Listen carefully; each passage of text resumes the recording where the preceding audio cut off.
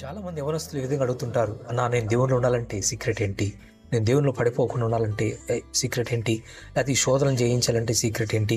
లేకపోతే నేను ఇంకా అధికంగా ఆధ్యాత్మికంగా ఎదగాలంటే ఇంకా నేను ఏం చేయాలి అని చాలామంది రకరకాల క్వశ్చన్లు వేస్తుంటారు. ఎందుకంటే వాళ్ళకి ఎదురవుతున్న ప్రతి విధమైన ఆధ్యాత్మికంగా ఎదురుతున్న శోధనలు లేకపోతే ఛాలెంజెస్ ఎదుర్కోలేక ఏం చేయాలన్న క్వశ్చన్స్ అలా ఉండిపోతుంటాయి.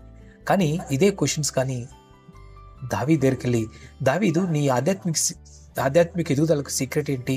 ఏ విధంగా నువ్వు దేవునిలో పరిశుద్ధంగాను నిర్దోషంగా నువ్వు యవనస్తుడిగా ఎదగలిగావు అని దావీదును అని అడిగితే, దావీదు ఆయన కీర్తనలు ఈ విధంగా చెప్తున్నాడు. చూడండి, 119:9 వచ్చిన ఇది అంటున్నాడు, యవనుడు దేని చేత తమ నడకను శుద్ధిపరచుకున కొందరు నీ వాక్యం బట్టి దాన్ని జాగ్రత్తగా చూసుకునే చేతనే కదా అని చెప్తూ 11వ వచనంలో ఆయన అప్లై చేసుకుంటే ఈ విధంగా చెప్తున్నాడు. చూడండి,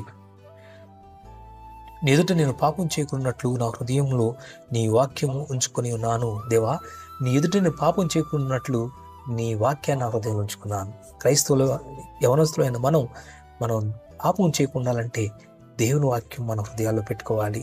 ఈ చిన్న సీక్రెట్ మనం మర్చిపోయి వాక్యం చదవటం వదిలేసేసి మిగిలినవన్నీ మనం చేస్తుంటాం.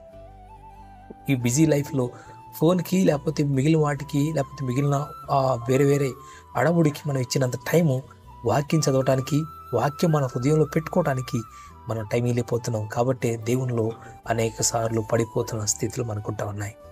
అనేక సార్లు ఆధ్యాత్మిక ఎదగలేకుండా అనేక ఓటమి పాలైపోయిన పరిస్థితులు మనకు కనిపిస్తూ ఉన్నాయి. కారణం ఏంటంటే దేవుని వాక్యాన్ని మన హృదయంలో పెట్టుకోలేకపోతున్నాం. ఈ చిన్న సీక్రెట్ మనం మర్చిపోతా ఉన్నాం.